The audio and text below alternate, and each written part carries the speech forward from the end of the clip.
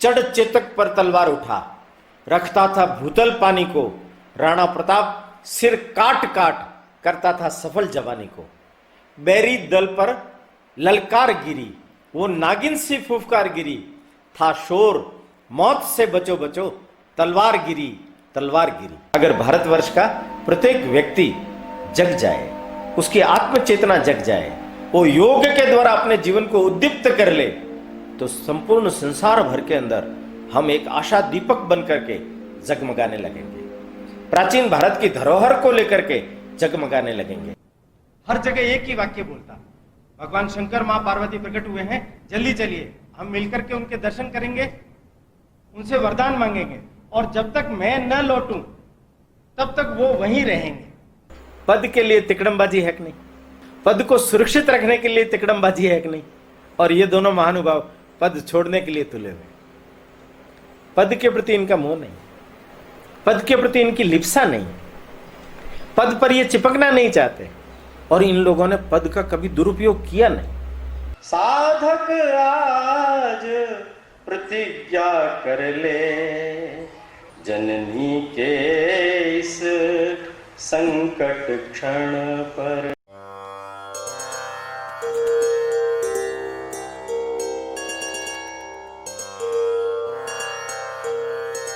हिंदू भूमे सुरक्षार्थ केशवेन विनिर्मितं यं संघपोषितं येन गुरुं तं प्रणमाम्यहम्।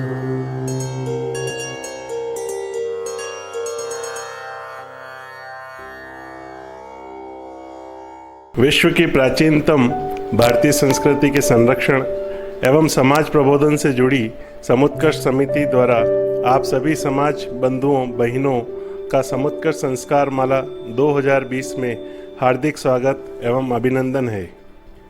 समुत्कर्ष समिति अपने सांस्कृतिक उपक्रम समुत्कर्ष संस्कार माला में आप सभी सुधी श्रोताओं तक विगत में संस्कारों की जननी माँ, हिंदुत्व के उद्घोषक स्वामी विवेकानंद, आचार्य महाप्रज्ञ जी, महान नारियां जो श्री राम के जीवन लक्ष्य की प्रेरणा बनी। इसी कड़ी में आज के व्याख्यान का विषय अत्यंत समीचीन एवं प्रासंगिक है। जीवन प्रबंधन का आधार श्रीमद् भगवत गीता विषय पर हमें आज सुविख्यात विचारक, वक्ता, 25 से अधिक प्रेरक पुस्तकों के लेखक एवं समाज के प्रति अपना उत्कृष्ट देने वाले भाइयों बहनों के मार्गदर्शक माननीय वर ओम प्रकाश जी भाई साहब का प्रबोधन प्राप्त होगा। माननीय ओम जी भाई साहब राष्ट्रीय स्वयंसेवक संघ के वरिष्ठ प्रचारक हैं।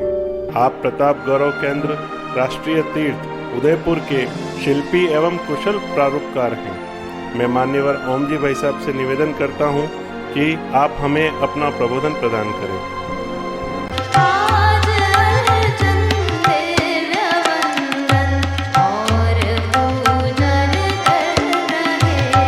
समूह उपस्थित देवियों और सज्जनों,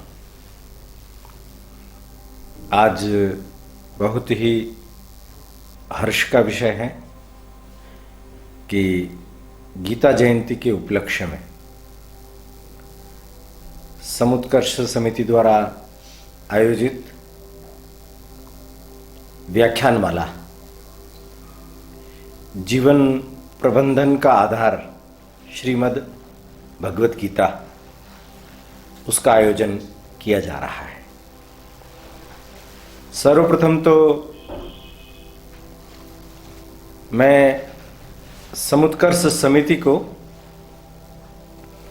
धन्यवाद देना चाहता हूं कि एक लंबी परंपरा के अंतर्गत इस विषम परिस्थितियों में भी उन्होंने संस्कार माला और व्याख्यान माला का क्रम अनवरत बनाए रखा। आज श्रीमद् भागवत गीता के संदर्भ में जो चर्चा का योग बना है, गीता के बारे में अमूमन हम सब लोग जानते हैं और ये भी जानते हैं कि भगवान श्री कृष्ण ने अर्जुन को जो युद्ध, कुरुक्षेत्र का जो युद्ध था, उसमें जो उपदेश दिया, उसी के संदर्भ में गीता है।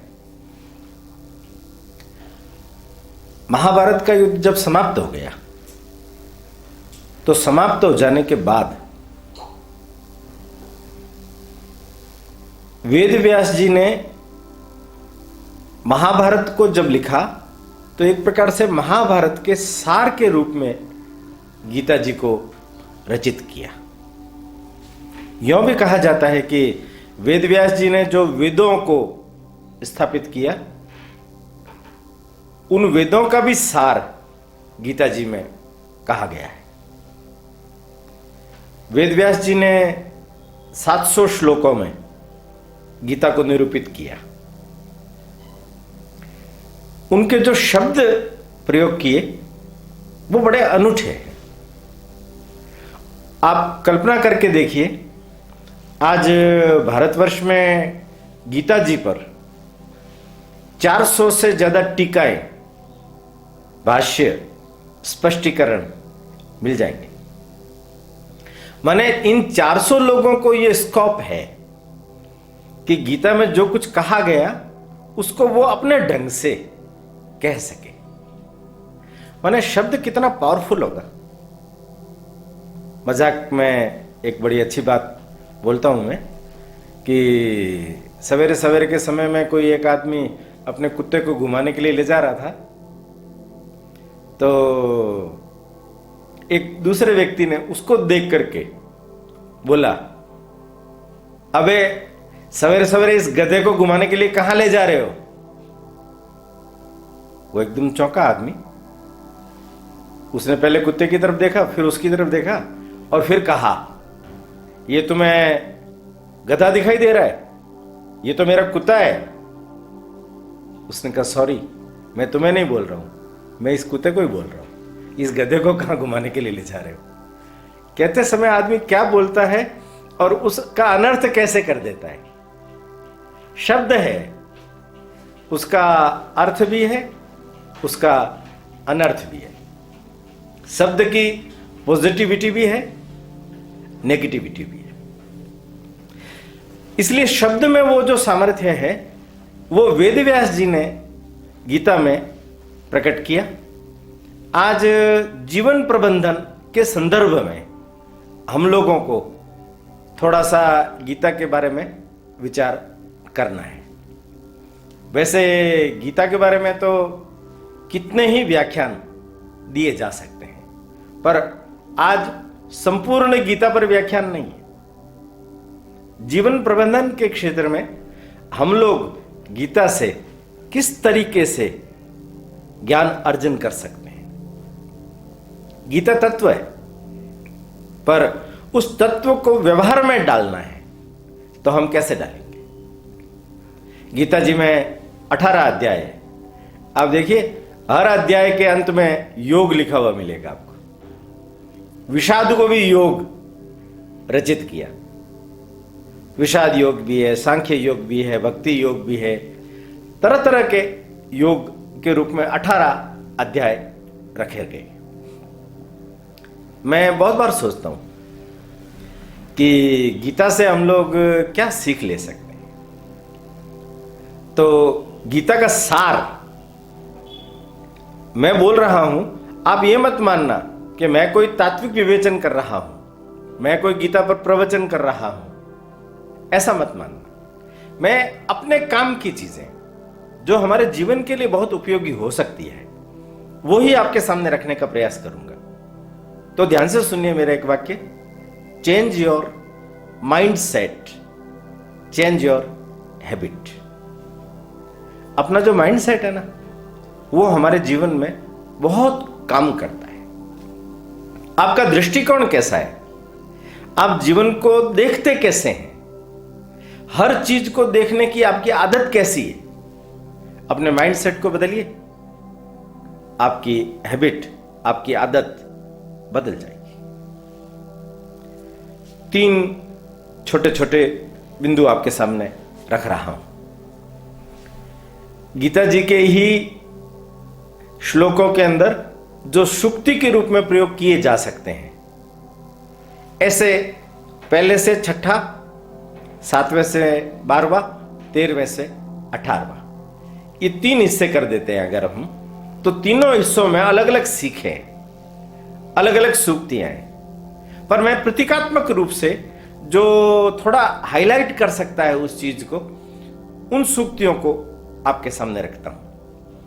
पहला, समत्वम योग उच्यते, ये दूसरे अध्याय का एक सूक्त है। दूसरा, निमित्तम मात्रम भव, निमित्त मात्र हैं हम, ये 11वां अध्याय।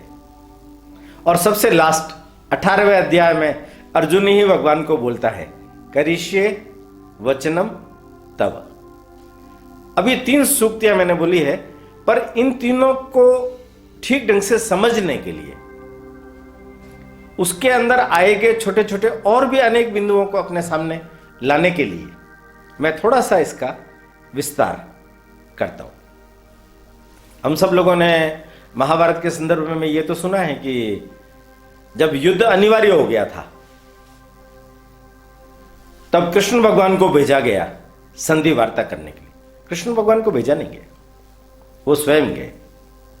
आपने शायद नहीं सुना होगा, अगर महाभारत को बहुत ढंग से हम पढ़ते हैं तो ध्यान में आता है, धृतराष्ट्र ने पहल की और धृतराष्ट्र ने अपने सचिव, आपने नाम सुना है, गीता में उसका नाम बहुत बार आता है, संजय, अपने सचिव संजय को भेजा कि तुम पांडवों को समझाओ। संजय धृतराष्ट्र का संदेश लेकर के उनके पास पहुंचा और जाकर के वो क्या बोलता है, वो बोलता है कि धृतराष्ट्र ने संदेश भेजा है आप लोगों के लिए कि आप जैसे महान लोगों को युद्ध शोभा नहीं देता।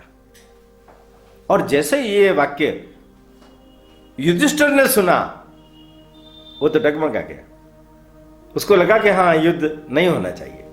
कृष्ण थे पास में वहां, तुरंत उठ करके खड़े हुए और उन्होंने संजय को बोला कि हे संजय, ये जो विचार है ये अति उच्च विचार है, किंतु इसका उद्गम स्थल जहां है वहां जाकर के उनको बोलो कि शुरुआत पहले आप कीजिए, मैं आता हूं संधि वार्ता करने के लिए, मैं आता हूं। किसी ने कहा नहीं है, पांडवों ने कहा नहीं है, वो स्वयं आगे होकर के अपना कर्तव्य समझ करके, धर्म के पक्ष में मेरा यह कर्तव्य है।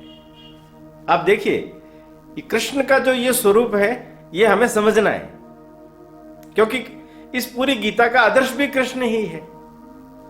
उन्होंने ही अर्जुन को समझाया है। आप देखिए कृष्ण की भूमिका कैसी है, वो स्वयं ओढ़ करके धर्म के पक्ष में आगे होकर के अपना कर्तव्य निभाने के लिए संधि वार्ता करने के लिए जाते हैं। आधा युद्ध तो वहीं जीत जाते। कृष्ण भगवान के बारे में सोचते समय मैं भी बोल रहा हूं कृष्ण भगवान के बारे में, भगवान बोल रहा हूं, पर मैं क्या कहता हूं, कृष्ण एक अलग रूप, एक अलग प्रकार है। कृष्ण विश्लेषक नहीं है, कृष्ण है संश्लेषक। देखिए आप, आजकल हम सब लोगों का भी स्वभाव है पोस्टमार्टम करने का किसी भी बात को लेकर के, पर किसी भी चीज को ढकने का, किसी भी चीज को एकत्रित करने का, किसी भी चीज का पोस्टमार्टम न करके सर्जन की भूमिका निभा करके उसको ठीक करने का स्वभाव हमारा नहीं। हम अगर इस स्वभाव की तरफ अपना ध्यान केंद्रित करें कि हम संश्लेषित माने खंड खंड को अखंड कर दें। कृष्ण मनोविज्ञान को समझते हैं, कृष्ण मनोविज्ञान को समझते हैं। ये आजकल के मनोवैज्ञानिक जितने सारे हैं उन सब के नाम तो आप जानते हैं, पर अगर मनोविज्ञान का जनक भी कृष्ण को कहा जाए तो कोई अतिशयोक्ति नहीं होगी। कृष्ण को देखिए, अर्जुन ने एन मौके पर बोला कि मैं युद्ध नहीं करूंगा, ये मेरे स्वजन है, मैं इनको नहीं मार सकता, मैं इनके खिलाफ युद्ध नहीं लड़ सकता, और वो बैठ गया, युद्ध नहीं कर रहा हूं। रथ से उतर गया अपना गांडीव उसके हाथ से गिर गया, सामर्थ्यवान व्यक्ति के हाथ से गांडीव गिर गया। शरीर में तो बल था पर मन हतोबल हो चुका था। उसके मन को बल देना है, उसको संभालना है। आप गीता को पूरा पढ़ेंगे तो आपको ध्यान में क्या आएगा, अर्जुन बार बार प्रश्न करता है। कृष्ण समझा रहे हैं, एक प्रश्न समझाया दूसरा कर लेता है, दूसरा समझाया तीसरा कर लेता है, चौथा समझाया पांचवा कर लेता है। अब पहले में विषाद योग है, वो विषाद में आ गया, तो दूसरे में सांख्य है, ज्ञान की सर्वश्रेष्ठ व्याख्या। माने एक प्रकार से दूसरे अध्याय को अगर आप पढ़ेंगे तो आपको लगेगा कि मैं तो ऐसा समझता हूं कि शायद गीता वहीं पूरी हो गई, बाद में के अध्यायों की कोई जरूरत नहीं थी। भगवान ने पहले अध्याय के बाद सीधा 18वां अध्याय बोल दिया दिखता है। अर्जुन को वो चीज समझ में आई है। सांख्य माने ज्ञान, आत्मा की अमरता, शरीर की नश्वरता, ये सब चीजें समझ में आई तो वो नया प्रश्न खड़ा करता है, तो फिर आप मुझे कर्म करने के लिए क्यों प्रेरित कर रहे हैं? जब ज्ञान ही ठीक है, आत्मा की नश्वरता के बारे, शरीर की नश्वरता के बारे में, आत्मा की अनश्वरता के बारे में आप बता रहे हैं, तो फिर मुझे कर्म करने के लिए क्यों उद्यत कर रहे हैं? ऐसे बार बार वो प्रश्न पूछता है। पर आप देखिए, एक भी जगह पर कृष्ण ने उसको ये नहीं कहा चुप हो जा, इसके बाद एक शब्द भी बोला तो मैं मारूंगा। क्या तरीका है ये? बार बार प्रश्न पूछ रहे हो, बार बार तरह तरह की बातें कर रहे हो, समझने की चेष्टा करो। हालांकि समझाने की चेष्टा वो पूरी कर रहे हैं, ये मनोवैज्ञानिक है ना, वो जान रहे हैं कि इसका मन बहुत ऊंचा नीचा हो रहा है। उसके मन को संभालना है, उसके मन को तैयार करना है कि तुम युद्ध के लिए तत्पर हो जाओ, युद्ध के लिए तुम निश्चय करो। अब कृष्ण जब इस भूमिका में है तो वो इस सारी भूमिका में जीवन शास्त्र को अर्जुन के सामने रखते हैं। देखिए, कृष्ण की करुणा है बाकी लोगों पर, चुना माध्यम अर्जुन को है, पर अर्जुन के माध्यम से वो अपने जीवन भर के अनुभवों को बांट रहे। महाभारतकार ने लिखा है, वेदव्यास जी ने कृष्ण के नाम से लिखा है, ये युद्ध भूमि के बीच के अंदर घटने वाली घटना है। 18 अध्याय का पाठ जो रात दिन करते हैं उनको मालूम है, शायद 1 घंटे भर में पूरा हो जाता होगा। तो कृष्ण भगवान ने भी उस समय में शायद 1 घंटे भर में अर्जुन को ये सारी बातें समझाई होगी। अभी भी हो सकता है मैं जो बहुत संक्षिप्त विवेचन आपके सामने रखूंगा उसमें भी घंटा भर लग जाए। पहला बिंदु मैंने बोला, समत्वम योग उच्चिते। जीवन में जिस किसी चीज का महत्व है वो है मध्यम निकाय, माने समत्वता, समता, ये है या नहीं। अगर समता आपके अंदर है, समता अगर आपके अंदर है, तो आप अपने जीवन को बीच में रख करके इधर उधर के आलोड़न विलोड़न उसको पकड़ सकते हैं। जीवन में हम हमेशा अति का शिकार होते हैं। आप देखिए, आसक्ति विरक्ति दोनों एक ही चीज है। आसक्ति विरक्ति दोनों एक ही चीज है। इसलिए गीताकार ने शब्द प्रयोग क्या किया, हे अर्जुन तुम अनासक्त मानसिकता धरो। अनासक्त मतलब क्या? जो आसक्ति में भी नहीं है, जो विरक्ति में भी नहीं है, जो बीच में, जो जल में कमल का फूल रहे। इस पद्धति से अगर तुम अपने जीवन को जियोगे तो तुम बहुत आगे जा सकते हो। यह समत्व है। योग क्या है? योग कर्म सु कौशलम। अगर आप कर्म जो कर रहे हो उसको कुशलता पूर्वक करते हो तो कौशल हो गया। अक्सर कर देखो, आप लोग कर्म को करते हैं, पर कर्म को करते समय में सजगता रखते हैं क्या? हर समय अति पर नहीं चले जाते, हर समय असावधानी नहीं रखते। योग ये जीवन में कुशलता को सिखाता है। ये जीवन में सिखाता है कि आपको किस पद्धति से अपने जीवन को जीना चाहिए। हमारे यहां शास्त्रों में भी कहा है, जीवन एक यज्ञ के रूप में होना चाहिए। यज्ञ माने क्या? त्याग। यज्ञ माने त्याग। गीता में अनेक बातें बोली है, न दैन्यम न पलायनम। भागो मत, भोगो।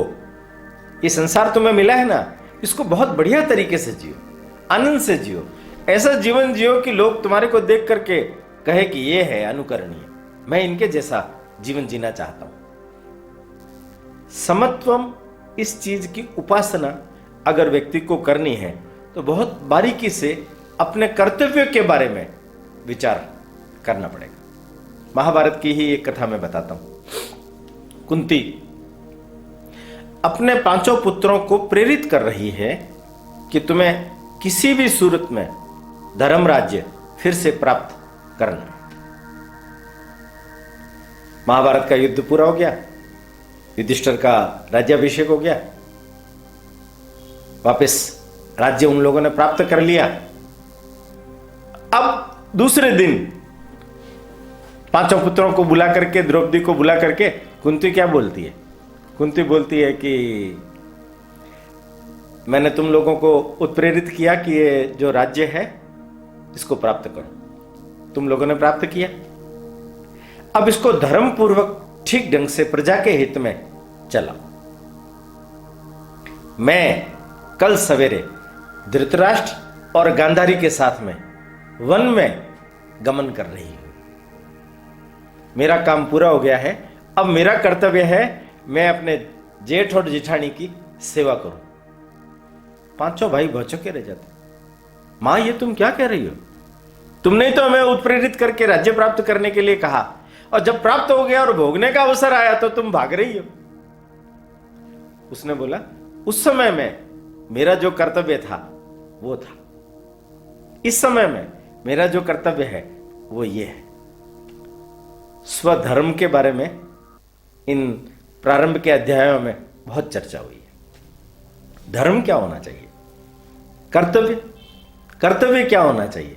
हर एक का अलग अलग समय में अलग अलग प्रकार का कर्तव्य होता है, पर आपको उसकी समझबूझ होनी चाहिए, तब आप ठीक ढंग से निर्णय ले पाएंगे। अगर समझबूझ नहीं हुई तो आप निर्णय नहीं ले पाएंगे। कर्म तो आपको करना है, पर वासना रहित होकर के, कामना रहित होकर के। एक बहुत पुरानी कहानी आती है कि कोंकण, गोवा, वहां कोई एक साधु रहते थे। समुद्र तट है, खारा पानी है, मीठा पानी मिलता नहीं। पहाड़ में लोग काम करने के लिए जाते थे, तो योगा योग से देखिए, अब पहाड़ के बीच में एक झरना था, उसमें मीठा पानी निकलता था। तो वहां एक साधु तपस्या करता था, वो मीठा पानी लेकर के लोगों के लिए रखता था, कुछ खाने को भी देता था और मीठा पानी पीने को भी देता था। पूरी जिंदगी निकल गई, लोगों को मीठा पानी पिलाते पिलाते पूरी जिंदगी निकल गई। और अंतिम समय आ गया तो कहते हैं कि भगवान प्रकट हो गए, उसको लेने के लिए आ गए। तो उसने भगवान से हाथ जोड़ के कहा कि मैं यहाँ लोगों की सेवा कर रहा था, आप मुझे लेने के लिए आ गए, मैं तो चलने के लिए तैयार हूं, पर पीछे कोई ऐसी व्यवस्था तो कीजिए कि इन लोगों को कुछ अच्छा मीठा पानी मिलने की परमानेंट व्यवस्था हो जाए। भगवान ने कहा तथास्तु। ऐसा कहते हैं कि वो मुनि चला गया, उन मुनि का नाम था नारिकेल। उन्हीं के नाम पर वहां जो पेड़ उगे नारियल, समुद्र के तट पर उगने वाले उन नारियल में से मीठा पानी लोगों को परमानेंट मिलने लग गया। उस एक व्यक्ति ने यज्ञ किया अपने जीवन का, उसकी तपस्या मिली, निष्काम था वो, निष्काम था वो किसी के साथ जुड़ा हुआ नहीं था। जितने लोग आते थे उनसे उनका कोई अटैचमेंट नहीं था, उनसे वो कुछ मांगता नहीं था, अपने जीवन को यज्ञ की तरह, कर्तव्य की तरह जी रहा था। लोगों को मीठा पानी उपलब्ध कराने की दिशा में एक कितना बड़ा काम हो गया। आज श्रीफल भी यज्ञ में सबसे अधिक महत्वपूर्ण रोल निभाता कि नहीं निभाता? वही नारिकेल नारियल हो गया, वही नारिकेल नारियल हो गया। परंतु होता कैसा है, ये तो मैंने बोल दिया कि हर व्यक्ति को अपने कर्तव्य की दिशा में आगे बढ़ना चाहिए, परंतु अक्सर आप देखना हर व्यक्ति सोचता कैसे, हर व्यक्ति ऐसे सोचता है कि उसके सामने अगर आप किसी दूसरे की निंदा करो तो सुनेगा, प्रशंसा करो तो नहीं सुनेगा। आपको अपने जीवन के अंदर गुणों का अर्जन करना है तो गुणों के बारे में चिंतन करना पड़ेगा। आप निंदा का चिंतन करोगे, दूसरे के अवगुणों को देखोगे, नेगेटिविटी को देखोगे, तो अपने जीवन में क्या आएगा? वही चीजें आएंगी। बहुत बार हमारी समझ के अंदर हम अपने आप को सर्वश्रेष्ठ मानते हैं। हम अपने आप को मानते हैं कि हम अच्छे हैं। एक गायक था, गीत गा रहा था, तो गीत गाते समय में उसने जैसे गाया, सभा बैठी हुई थी, तो सभा ने कहा कि वंस मोर, तो उसने एक बार और गाया। सभा ने फिर कहा वंस मोर, फिर उसने तीसरी बार गाया, सभा ने फिर कहा वंस मोर। अब कितनी बार, 7-8 बार हो गया, तो उसने हाथ जोड़ के कह दिया, अब मुझे वंस मोर मत कहना, अब मैं नहीं गा सकता, मैं थक गया हूं। लोगों ने कहा हम तो कहेंगे, जब तक तुम ठीक नहीं गाओगे तब तक हम कहते रहेंगे। हम क्या समझते हैं? हम ठीक गा रहे हैं, हम ठीक है। सामने वाला व्यक्ति नहीं समझ रहा है। आप खुद क्यों नहीं समझ रहे? आप खुद अपना खुद का आत्मविश्लेषण क्यों नहीं करते? अगर आप अपना खुद का विश्लेषण करेंगे तो आपको पता चलेगा कि आप कौन है, आप कहां हैं, आपके अंदर क्या है, आपकी दृष्टि कैसी है।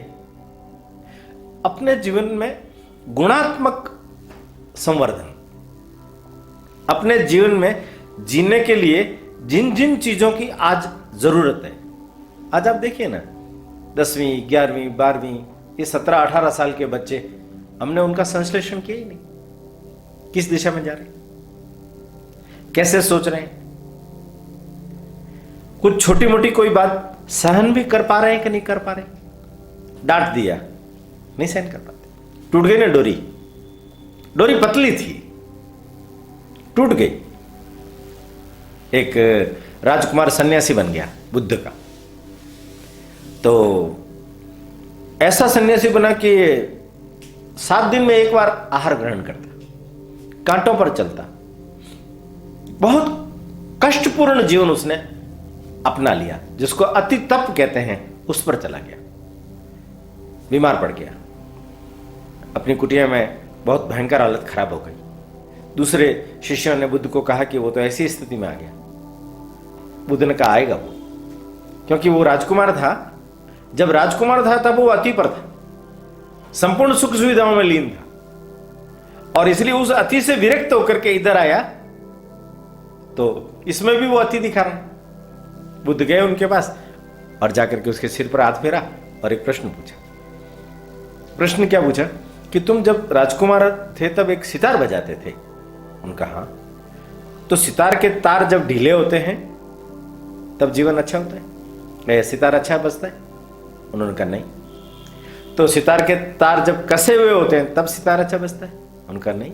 तो कब बजता है कि ना अधिक ढीले हो ना अधिक कसे हुए हो। तो जीवन का संगीत भी ऐसे ही है ना, ना अधिक ढीला हो ना अधिक कसा हुआ हो, तो जीवन में संगीत पैदा होगा ना। जीवन में संगीत अगर हम पैदा करना चाहते हैं तो बच्चों को उस प्रकार के संस्कार देने का प्रयास बचपन से ही करना पड़ता है। शिक्षा के बारे में कहा गया है, प्रारंभ के जो 3-4 साल का जो बच्चा है वो देख करके जितनी चीजें सीख जाता है, आगे के शायद उसको जरूरत नहीं पड़ती। उसके जीवन में वो चीज आनी चाहिए। उसका विचार क्या होना चाहिए, सिद्धांत क्या होना चाहिए, आदर्श क्या होना चाहिए, जीवन का लक्ष्य क्या होना चाहिए, किस दिशा में उसको आगे बढ़ना है।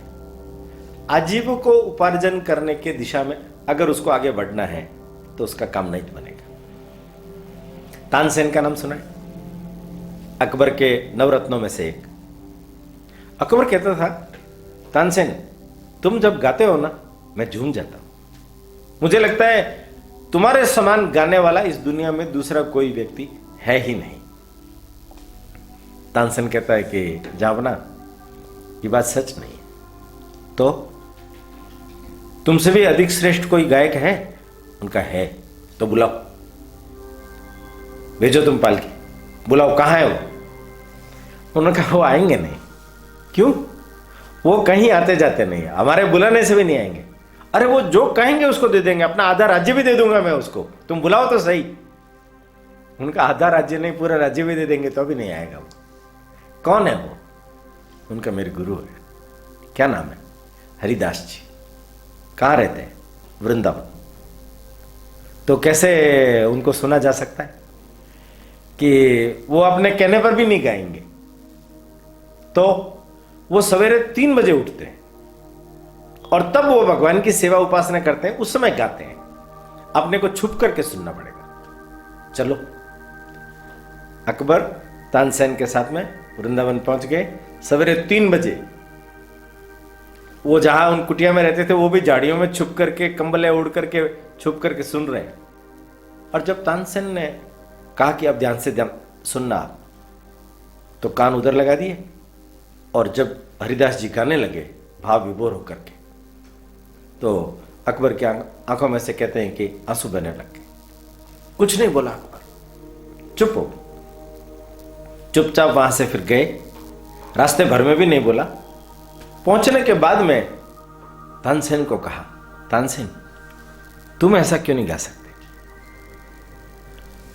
तानसेन ने कहा कि क्षमा करें, मैं पेट के लिए गाता हूं, मैं आपको प्रसन्न करने के लिए गाता हूं, मैं कामना से और वासना से गाता हूं। और वो प्रभु के लिए गाते हैं, भगवान के लिए गाते हैं, कामना रहित है, वासना रहित है, निष्काम है। इसलिए उनके अंदर ये चीज है। उन्होंने योग जो है अपने जीवन में हरिदास जी ने उतार लिया। यूं कहना चाहिए जैसे अंदर जो चीज होती है ना, वो ओवरफ्लोइंग होती है। अगर अंदर उनके भक्ति योग पैदा हो गया, अंदर उनकी समता पैदा हो गई, अंदर उनके वीतराग पैदा हो गया, अंदर गुणातीत अवस्था को उन्होंने धारण कर लिया, तो फिर उनके जीवन में वही दिखेगा, वही प्रकट होगा। बहुत ध्यान से समझने की जरूरत है। जीवन में अगर आपके लक्ष्य नहीं होगा तो आप आगे नहीं बढ़ सकते। लक्ष्य अगर होगा तो एक एक चीज आपको हेल्पिंग करती हुई नजर आएगी, वो आपको बाधा बिल्कुल भी नजर नहीं आएगी। आपको भी लगेगा मैं ऐसा कर सकता हूं, मैं ऐसा बन सकता हूं, मेरे जीवन में भी ये सब चीजें घटित हो सकती है। किंतु होता कैसे है? ये बात मैंने कह दी कि जीवन में लक्ष्य तय करके फिर हम आगे बढ़ सकते हैं, पर ये जीवन का जो चक्र है ना, ये बड़ा विचित्र है। इसको कहा गया माया।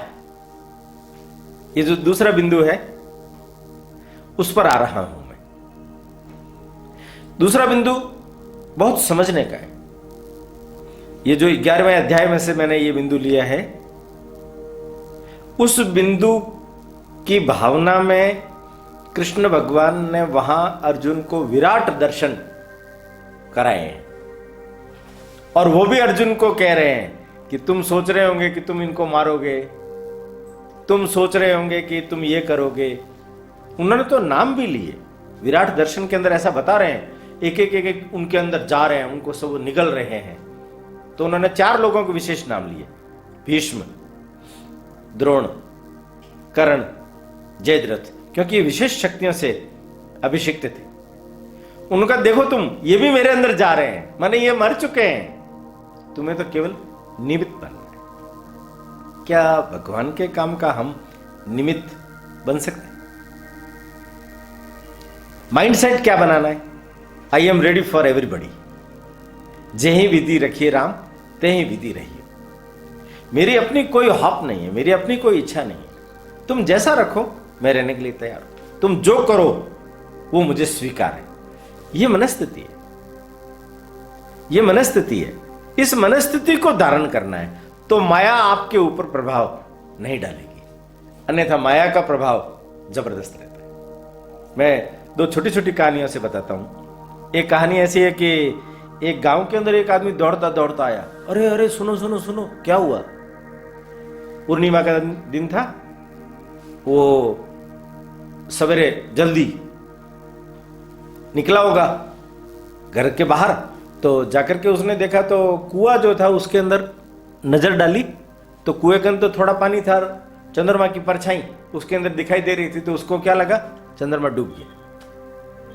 और गांव में जाकर के बोला, चिल्लाया, चंद्रमा डूब गया, चंद्रमा डूब गया। गांव वाले भी आए, देखा उन्होंने, हाँ यार चंद्रमा डूब गया अंदर, अब क्या करें? परमार्थी लोग थे, निकालना पड़ेगा। रस्सियां वगैरह लाए, अब अंदर डाल रहे हैं तो पानी हिल रहा है, तो चंद्रमा भी हिल रहा है, पकड़ में नहीं आ रहा, बहुत भारी दिखता है।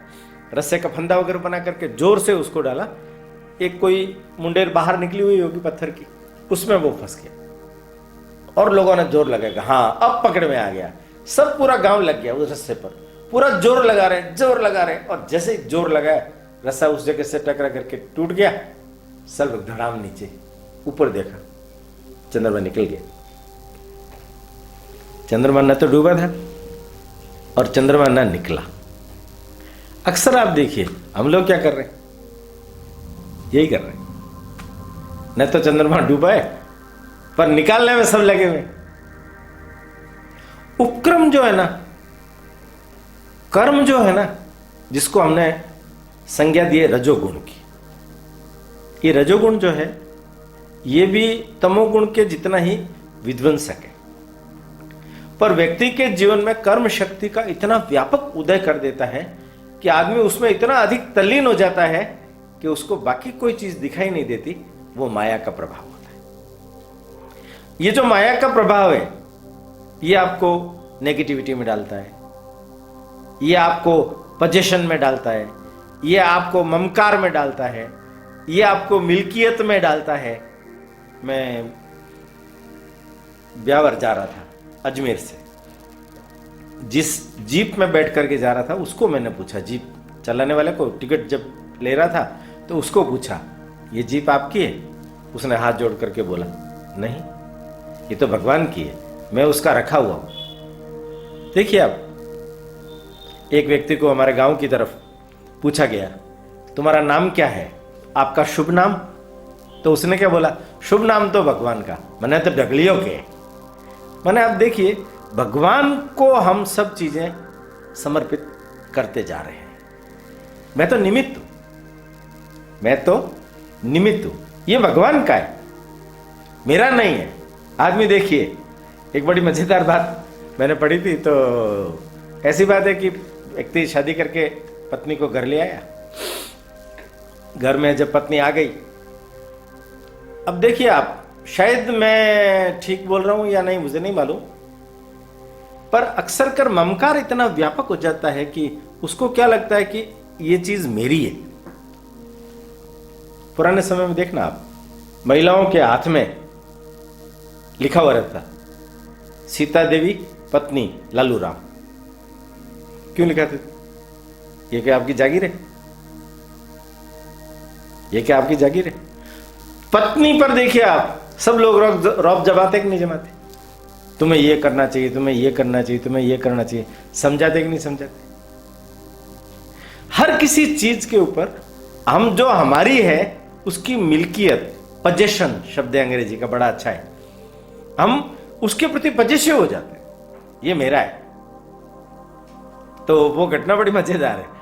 उसमें शादी होने के बाद में जब पत्नी आ गई, थोड़े समय साथ रहे, बाहर जाने का मौका मिला, तो कभी ऐसा हुआ नहीं होगा उसकी जिंदगी में, तो उसने कहा कि तुम मेरे को पत्र लिखोगी? तो थोड़ी बहुत पढ़ी लिखी थी, उसने कहा लिख दूंगी। तो समझा के गया पत्र लिखना है तो कैसे लिखना?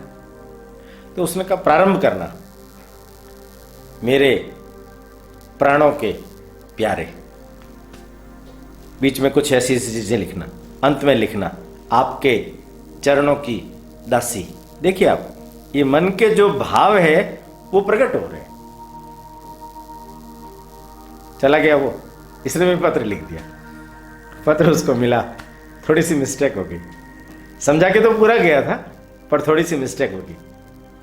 समझा के गया था कि मेरे प्राणों के प्यारे, तो उसने लिखा मेरे चरणों के दास, और अंत में लिखना था आपके चरणों की दासी, तो लिख दिया आपके प्राणों की प्यासी।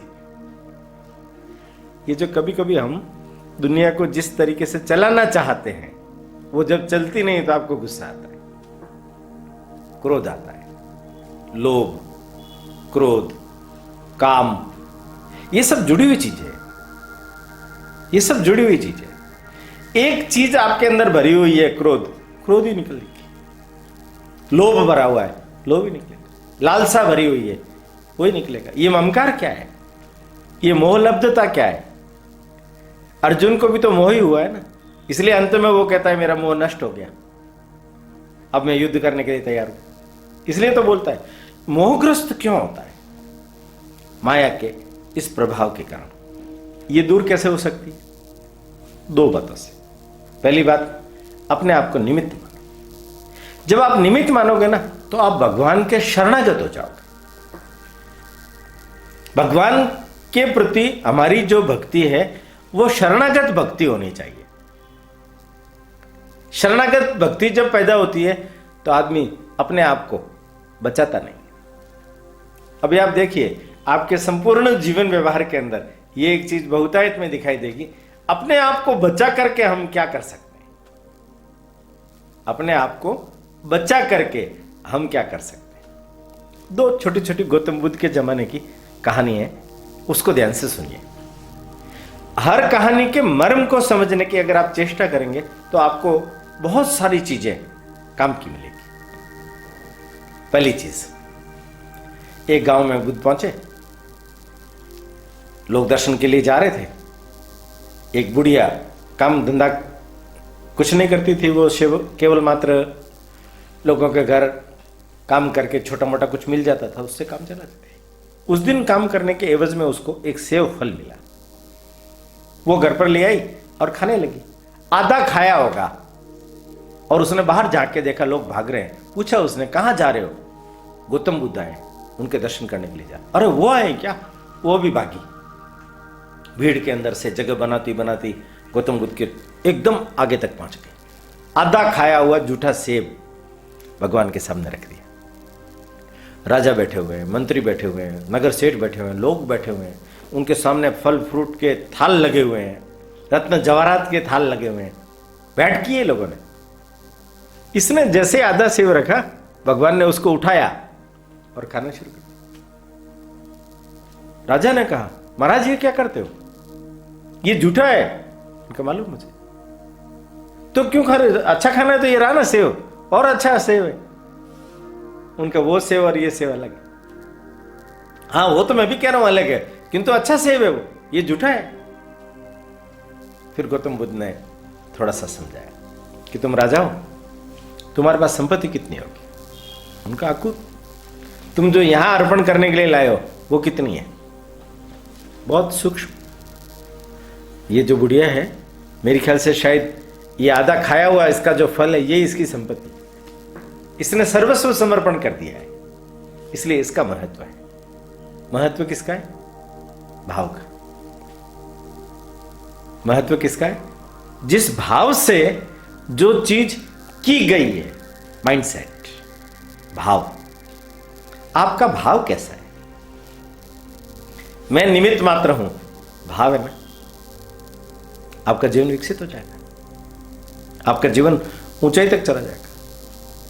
अगर भाव आपका शुद्ध है तो आप निमित्त बन करके बहुत अच्छी तरीके से काम कर पाएंगे।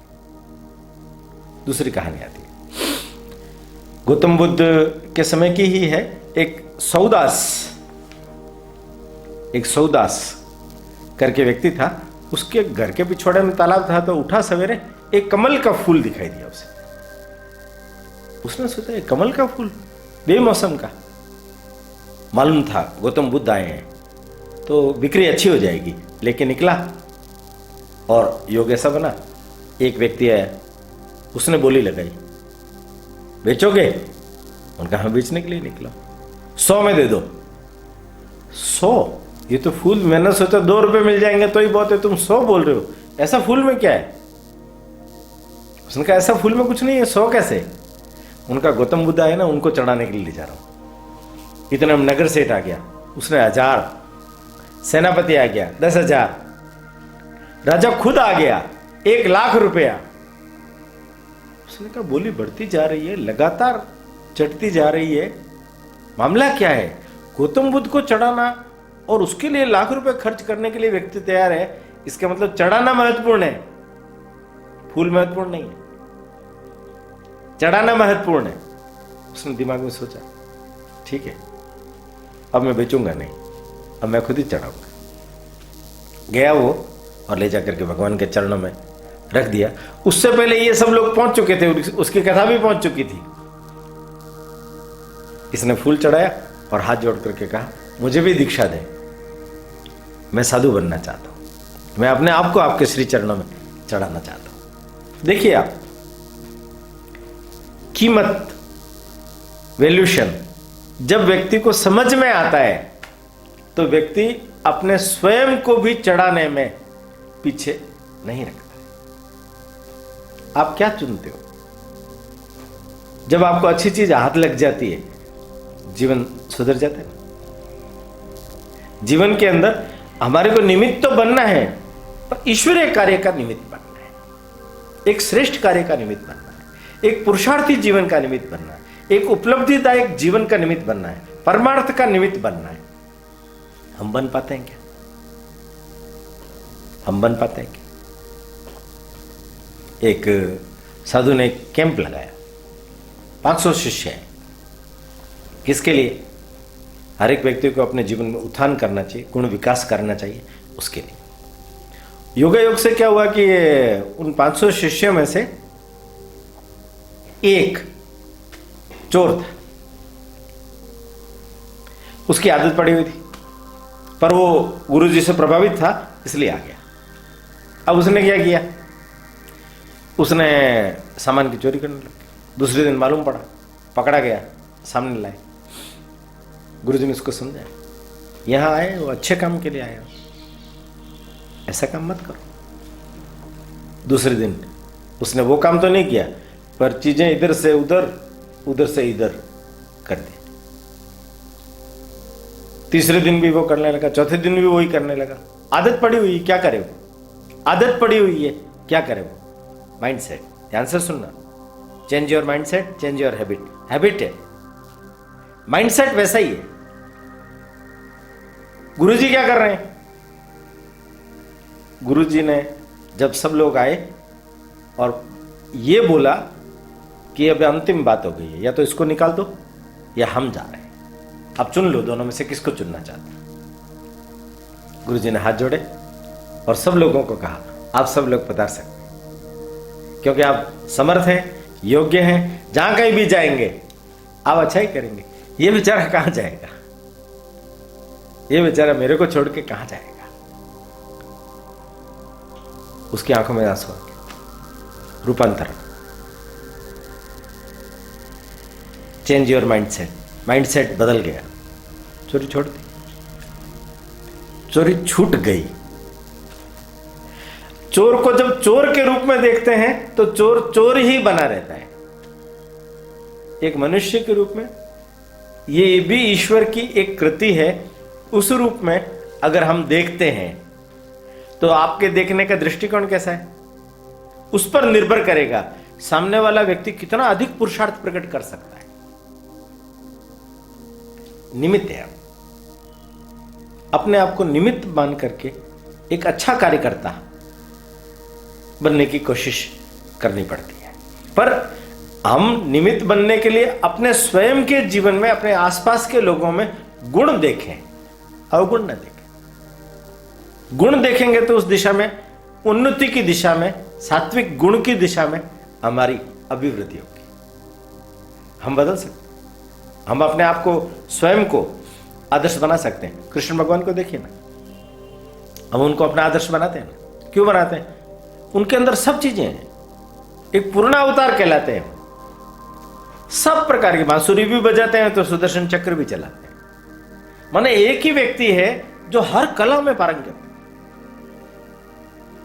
अगर हम उनको अपना आदर्श मानते हैं तो उस दिशा में हम आगे बढ़ सकते हैं, हमारे अंदर भी वो चीजें पैदा हो सकती हैं। हम अपने जीवन में भी उस प्रकार का कृतित्व, उस प्रकार का व्यक्तित्व आरूढ़ कर सकते हैं। तीसरी बात, करिष्ये वचनम तव। 12वें अध्याय में अच्छे कार्यकर्ता के लक्षण के बारे में बताया, किंतु उसके आगे सगुण, निर्गुण उपासना, रजोगुण, तमोगुण, सतोगुण, उसका विस्तार, पुरुषोत्तम योग, परमात्मा को सर्वत्र आप देखते हो क्या? परमात्मा सब जगह है क्या? आत्मवत सर्वभूतेषु हम जो बोलते हैं वो चीज आपको दिखाई देती है क्या? ये तात्विक विवेचन थोड़ा ज्यादा है, किंतु इसको भी अगर आप ठीक ढंग से समझेंगे तो हमारे अपने जीवन के अंदर एक समाधान की दृष्टि हमें प्राप्त हो जाएगी। मैं विवेकानंद जी के जीवन के 2 उदाहरण देता हूं। विवेकानंद जी को देखिए, वो सन्यासी बन जाने के बाद जब प्रव्रजन काल में भारतवर्ष में घूम रहे थे, तो जब वो गए वहां वृंदावन, तो उन्होंने कहा मैं यहां कृष्ण का अतिथि हूं, और जब गए वो अयोध्या तो मैं यहां राम का अतिथि हूं। तो दोनों जगहों पर उन्होंने हठ कर लिया, मैं भिक्षा नहीं मांगूंगा, मैं भिक्षा नहीं मांगूंगा, मैं उनका अतिथि हूं, उनका कर्तव्य है वो मुझे भोजन कराए। वृंदावन में वो गांव के बाहर चले गए, नदी के किनारे पर नहा धो करके तैयार हो गए, कपड़े वपड़े भी धोए, फिर लेकर के पहन करके निकले, और दोपहर हो चुकी थी। उन्होंने देखा एक छोटा सा बच्चा हाथ में लकड़ी लिए हुए, पोटली लिए हुए आ रहा है। उन्होंने उसको देखा, इनका दिमाग कौंधा, कुछ न कुछ गड़बड़ है, पोटली है उसके हाथ में, ये भागने लगे, वो इनके पीछे, ये आगे, दोनों दौड़ लगा रहे हैं। अंततोगत उस बालक ने इनको पकड़ लिया और पकड़ के उनका हाथ पकड़ा और पकड़ करके कहा, क्यों बाबा बच्चे को छकाते हो, ये लो भोजन कर लेना। उन्होंने वो पोटली पकड़ी, पीछे देखा, गायब, कोई दिखाई नहीं दे रहा। वहीं वो रोने लग गए, नतमस्तक हो गए। कृष्ण भगवान खुद आए हैं, अतिथि हो ना, भोजन कराने के लिए। अयोध्या में भी ऐसा ही हुआ, रेलवे स्टेशन पर उतरे और कहीं गए ही नहीं, दूर एक कोना पकड़ करके जाकर के बैठ गए, चादर तान करके सो गए। थोड़ी देर के बाद में दोपहर हो गई, 12, 1, 1:30 बज रही है, सो रहे हैं वो तो। इतने में एक सेठ आया और उसने उनको उठा करके देखा, अरे वही है, वही है, उठो उठो, ए बाबा तुम बंगाली हो? उनका हाँ मैं बंगाली हूं। तो ये लो भोजन करो। भोजन किसने भेजा है? अरे उसने भेजा है, राम भगवान ने। राम भगवान ने भोजन भेजा है, तुम्हें कैसे मालूम? अरे रात को सपने में आए थे मेरे, मैं होटल चलाता हूं यहां, तो मेरे को वो बोलने लगे मेरा कल भक्त आएगा, उसको भोजन करा देना। अब देखिए परमात्मा है कि नहीं सब जगह, उसका अस्तित्व है कि नहीं, उस सर्वत्र उपस्थित भगवान को हम महसूस कर पाते हैं कि नहीं? ये जब आप महसूस करेंगे ना, तो एक जीवन में आपका भाव वो कितना प्रगट हो जाएगा। ये जो हम संत महात्मा वगैरह इधर उधर देखते हैं, उनके पास जाकर के बैठते हैं तो अपने को आनंद आता है कि नहीं? उनके अंदर से ओवरफ्लोइंग हो रहा है प्रेम, उनके अंदर परमात्मा खुद उस रूप में प्रकट हो रहा है, उनकी वाणी में, उनके हाव में, भाव में, व्यक्तित्व में, उनके आव भगत में। मैंने देखा वहां जोधपुर के पास में बाला सती है, स्वर्गवास हो गया, भोजन वगैरह अन्न वगैरह कुछ भी ग्रहण नहीं करती थी, जल भी नहीं ग्रहण करती थी, पर जितने भी लोग आते थे उनको वो मनवार पूर्वक खुद अपने हाथों से भोजन बना करके कराते थे। सेवा परमो धर्म, उन्होंने अपने जीवन का सेवा, लोगों को सेवा करना है, भूखे को भोजन कराना, पानी पिलाना है, जिसकी जो आवश्यकता है उसकी आवश्यकता की पूर्ति करना है। क्यों? इसमें भगवान है, भगवान का अंश प्रेम है, प्रेम का विस्तार है, और उसमें से ही वो आगे बढ़ करके धीरे धीरे धीरे धीरे धीरे धीरे अपने स्वयं के जीवन में परिवर्तन लाते। अब करिष्ये वचनम तव, इसका अर्थ क्या है? अर्जुन का मोह खत्म हो चुका है और अर्जुन भगवान को यह कहता है आप जो कहेंगे, आप जो कहेंगे वो मैं करने के लिए तैयार हूं। देखिए आप, ये चीज इतनी सरल नहीं है। ये शरणागत वत्सलता और अपने जीवन के अंदर भगवान के अंश को महसूस करते हुए जीना। उपासना देखिए आप, सगुण और निर्गुण। भगवान राम का उदाहरण देता हूं मैं। लक्ष्मण जी का नाम भगवान के राम के साथ में जुड़ा हुआ है। जब भगवान को वनवास हुआ तो लक्ष्मण जी ने क्या कहा? भगवान ने उनको कहा कि लक्ष्मण तुम पीछे रहो, तीनों माताओं की सेवा करना, उनका ध्यान रखना, हम लोग नहीं है इसलिए। उसने कहा मैं कोई सेवा वेवा नहीं करने वाला, मैं तो आपके साथ ही चलूंगा, आपके बिना मैं नहीं रह सकता। जहां आप है वहीं मैं हूं। सगुण उपासना क्या है?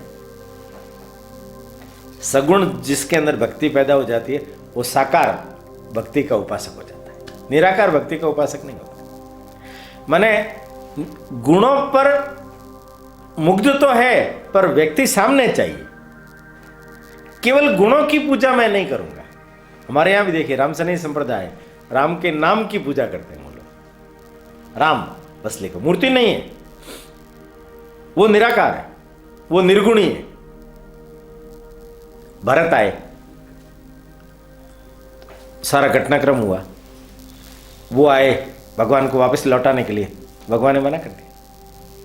भरत अब तुम्हारा ही काम है, मैं तो 14 वर्ष वन में रहूंगा, तुम्हें ही राज्य चलाना है, प्रजा की सेवा करनी है। भरत भगवान को मनाने के लिए आया था, पर भगवान की जब आज्ञा हुई कि तुम्हें मेरे बिना ही ये चलाना है, तो उसने कहा जो आज्ञा। भरत जो है ना वो निर्गुणी है, लक्ष्मण जो है वो सगुणी है। लक्ष्मण साथ आ गया है, भरत आया था लेने के लिए पर कहने पर मान गया है और वापस चलने लगा। चलते चलते चलते चलते भगवान को भी मालूम था मुड़ेगा मुड़ेगा, और मुड़ा। पीछे मुड़ करके देखा, भगवान राम ने पूछा कि क्या हुआ? कुछ रह गया मालूम मुझे, क्या? ये खड़ा ले जाओ। हां, अब समाधान हो गया। निर्गुण है पर सगुण साथ है। सगुण के बिना निर्गुण, निर्गुण के बिना सगुण दोनों नहीं हो सकते। दोनों एक ही सिक्के के दो पहलू। निर्गुणी को भी सगुण में जाना पड़ेगा और सगुण को भी निर्गुणी में जाना पड़ेगा। अगर वो नहीं गया तो वो उपासना नहीं कर पाएगा। पादुका लेकर के आया, समाधान हो गया। पादुका रख दी, राम है ना, पादुका में राम, साक्षात राम, पादुका में राम। देखना तो पड़ेगा ना, भाव तो रखना पड़ेगा ना।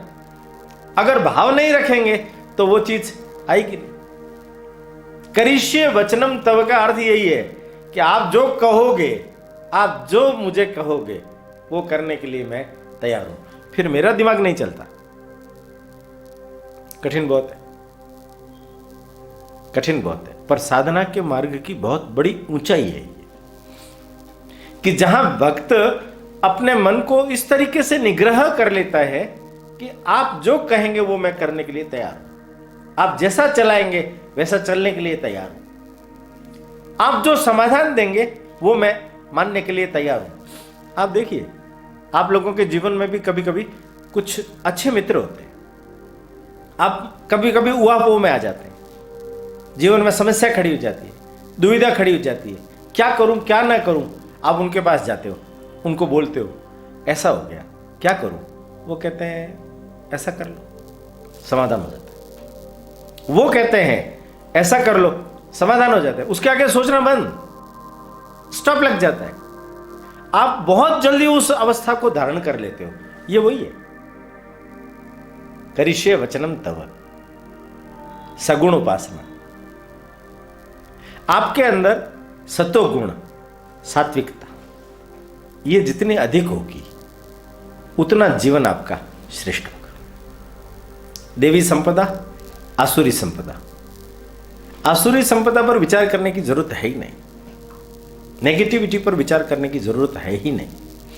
आप विचार कीजिए केवल सद्गुणों पर, सद्गुणों पर। सद्गुण कौन से हैं? ज्यादा सद्गुण नहीं है, भगवान के ऊपर प्रेम करना सीख जाइए, सब सद्गुण अपने आप आ जाएंगे। एक चीज के पीछे सब चीजें आ जाती है। सुभद्रा ने नारद जी को बोला कि ये कृष्ण भगवान की मैं सगी बहन हूं। सुभद्रा भी अर्जुन को ब्याह गई थी ना, और द्रौपदी भी वही थी। इसलिए नारद जी जब वहां पहुंचे तो सुभद्रा ने, नारद जी तो छेड़ते रहते हैं सबको, सुभद्रा को छेड़ा तो सुभद्रा फट पड़ी कि कृष्ण मेरे को चाहते ही नहीं, कृष्ण मेरे से प्रेम करते ही नहीं है, मैं उनकी सगी बहन हूं, वो द्रौपदी को ज्यादा चाहते हैं। नारद जी ने भगवान के पास में आकर के कहा कि क्या मामला है, वो ऐसा बोल रही थी। तो भगवान कुछ काम कर रहे थे, अचानक क्या हुआ कि भगवान के अंगुली में थोड़ा सा कुछ लग गया तो खून आने लगा। तो नारद जी का, अरे नारद जी थोड़ा सा कुछ पट्टी वट्टी लाइए ना, थोड़ा पट्टी कर लेते हैं।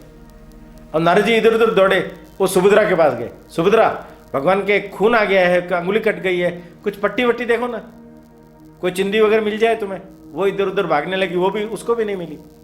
इतने में द्रौपदी दिखाई दी, तो कहा भगवान के अंगुली में चोट लग गई है, तुम कुछ वो पट्टी वट्टी कुछ दो ना, भगवान के चोट लगी है। उसने तुरंत अपनी साड़ी को फाड़ा और पट्टी दे दी, वो लेकर के आए, फटाफट बांध दिया।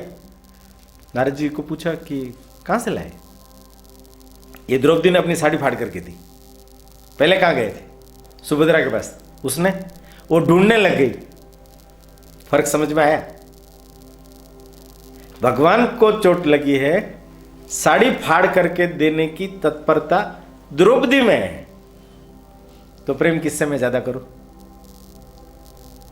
समर्पण जहां ज्यादा होगा, भगवान का प्रेम वहां ज्यादा होगा। समर्पण जहां ज्यादा होगा, भगवान का प्रेम वहां ज्यादा होगा।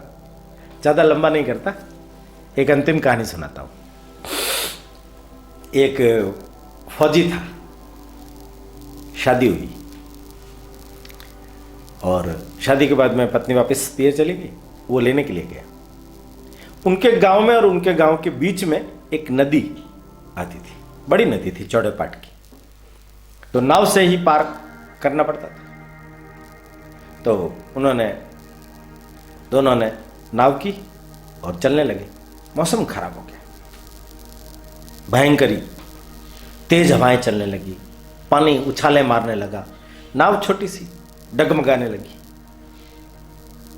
पत्नी जो थी वो बैठी थी, डर लगने लगा, नाव कहीं उलट न जाए, गिर न जाए, नाव में पानी न भर जाए, हम मर न जाए, भय लगने लगा। और उसने अपने पति की तरफ देखा, पति निश्चिंत होकर बैठा, मुस्कुरा रहा, आराम से बैठा, देख रहा है, मजे ले रहा है तूफान का। बहुत आश्चर्य हुआ इसको। इसने पति को पूछा, क्या आपको डर नहीं लग रहा। वो जो फौजी था हमेशा तलवार अपने पास रखता था। उसने फट से खड़े होकर के और एक झटके से तलवार निकाली और निकाल करके और उसकी गर्दन पर एकदम अड़ा दी। तो पत्नी मुस्कुरा रही थी। उसने कहा, क्या तुम्हें डर नहीं लग रहा। तो पत्नी ने कहा, प्रिय के हाथ में तलवार हो तो डर कैसा। तो उसने कहा, यही बात है, जब प्रिय के हाथ में पतवार हो तो डर कैसा। भाव है ना आपका, समर्पण है ना आपका। भावों में जितनी अधिक उच्चता, सद्गुण, श्रेष्ठता, बड़ा भव्य लक्ष्य ये अपने अंदर अगर आ जाता है तो आपको अपने जीवन का प्रबंधन खुद नहीं करना पड़ता। वो हेड मैनेजर है, वो प्रबंधन सब कर लेता है। पर हमें भी फेस करने की आदत लग जाती है। हम परिस्थितियों में घबराते नहीं, हम परिस्थितियों में जीने की, उसमें से रास्ता निकालने की, उसमें से सफलता प्राप्त करने की ओर आगे बढ़ जाते हैं। गीता में बहुत छोटे छोटे सूत्र हैं। बहुत बारीकी से अगर आप अध्ययन करेंगे, कुछ नाम लेता हूं मैं, अगर आप लोगों को मौका पड़े तो आप जरूर पढ़िएगा। राम सुखदास जी महाराज ने गीता पर बहुत अच्छा काम किया है। साधक संजीवनी, स्वामी चिन्मयानंद जी, चिन्मय मिशन, उन्होंने भी गीता पर बहुत अच्छी व्याख्या की है। उनकी भी गीता देखने लायक है। ज्ञानेश्वरी, शंकर का भाष्य, लोकमान्य तिलक का कर्म की गीता पर। परंतु इस सब में देखिए आप, हर व्यक्ति ने किसी एक चीज पर जोर दिया है, जिसको जो चीज अच्छी लगी उसने उसको थोड़ा अधिक व्याख्यायित किया है। शंकर ने ज्ञान को किया होगा, ज्ञानेश्वर ने भी ज्ञान को किया होगा। अलग अलग लोगों ने अलग अलग ढंग से व्याख्याएं की है। एक नाम समुत्कर्ष समिति ने अभी का जो अंक निकाला उसमें उनके बारे में जानकारी दी है, पांडुरंग शास्त्री आठवले। उन्होंने भी गीतामृतम के नाम से गीता पर प्रवचन दिए, बहुत ही अधिक अच्छे हैं। कुछ नाम मैंने गिनाए हैं, अगर आपको अच्छा लगे तो इन पुस्तकों को जरा सरासरी देखिए, इनमें से अपने काम की चीजें निकालिए, अपने जीवन के सूत्र ढूंढिए, उन सूत्रों पर प्रयोग कीजिए। प्रयोग सूत्र तो है, पर अगर आप प्रयोग करते हो तो आपको सफलता ज्यादा मिलती है। प्रयोग की बात करने पर मैं केवल एक प्रयोग की बात बताता हूं, कैसे प्रयोग किया जाता है। प्रयोग क्या करना है? अपने जीवन में प्रयोग करना है। मैंने एक बार सुना कि कोई एक साधु था, उनके वहां जो कोई भी आते थे तो उनको कहता था कि पास में नदी है, जरा नाव में घूम करके आइए। तो नाव में घूमने के लिए चले जाते। वो क्या करता, एक खाली नाव, ध्यान से समझिए, एक खाली नाव एक शिष्य को भेजता, उस खाली नाव को भी नदी में उनके पीछे पीछे फ्री कर देता, रास्ता खोल देता। वो नाव उसके साथ में जाती, लहरें चलती, लहरों के साथ साथ वो भी चलती, और कभी कभी वो जिस नाव में वो 3-4 लोग बैठे हुए हैं शिष्य, उससे टकराती, वापस आ जाते। 2-3 दिन ऐसा करने के बाद चौथे दिन वो क्या करते, वो नाव में जिसको फ्री करने के लिए बोलते थे कि रस्सा खोल करके तुम बैठ जाना, और तुम बैठ करके तुम टक्कर मारना। तो वो जाता है, उसके टक्कर मारता है, जैसे टक्कर मारता है वो नाव में बैठे हुए लोग बवाल मचाना, देखता नहीं है क्या, क्यों टक्कर मार रहा है, और वो भयंकर गुस्से में आ जाते। वापिस आते हैं, वो शिष्य भी साथ में आता है, तो उनको मालूम पड़ता है ये आपका शिष्य है, इसने आज हमारे को टक्कर मार दी। वो मुस्कुराते हैं, वो कहते हैं एक बात बताइए, ये नाव आपको 3 दिन से टक्कर मार रही है, ये नाव आपको 3 दिन से टक्कर मार रही है, आपने गुस्सा किया? नहीं किया। ये अंदर बैठा हुआ था इसलिए आपको गुस्सा आ गया, आपके अंदर जो बैठा हुआ था इसको देख करके बाहर आ गया। प्रयोग देखिए आप, इस दुनिया में कितने ही लोग टक्कर मारते हैं, पर हम खाली नाव की तरह शांत रह सकते हैं क्या? या व्यक्ति को देख करके भड़क जाते हैं? प्रयोग, कितने ही प्रयोग ढूंढे जा सकते हैं, कितने ही प्रयोग किए जा सकते हैं, पर अगर हम हमारी जिंदगी में इन कुछ चीजों पर ध्यान देंगे, दृष्टिपात करेंगे, तो हमारे जीवन में भी योग सध जाएगा। समत्वम योग उच्चते, आपको ऊंचाई पर ले जाएगा, आपके अंदर समता पैदा कर देगा, आपके अंदर वीतराग पैदा कर देगा, आपके अंदर कर्तव्य तो पैदा करेगा पर निष्काम होगा, भक्ति तो पैदा करेगा पर निर्लेप होगी। जो जल में कमल का फूल रहे, उस पद्धति से आप भगवान का निमित्त बन करके उनके कहे अनुसार चलने की मानसिकता अगर आप बनाते हो, तो गीता धार्मिक अर्थ में साक्षात नहीं होगी, मनोवैज्ञानिक अर्थ में आपके जीवन का आधार बन करके आपके जीवन को सफल कर सकती है। इतनी बात कह करके मैं अपनी बात पूरी करता हूँ। आपने ध्यान से सुना, इसके लिए आप सबको अभिवादन, प्रणाम। आज के इस शुभ अवसर पर आप सभी से अनुरोध करता हूं कि समुत्कर्ष समिति के विभिन्न आयामों में अपना तन, मन और धन से सहयोग कर राष्ट्र सेवा की अपनी आकांक्षा पूर्ति करें। समुत्कर्ष समिति से जुड़ी सभी जानकारियां प्राप्त करने के लिए हमारे YouTube चैनल समुत्कर्ष समिति को अवश्य सब्सक्राइब करें।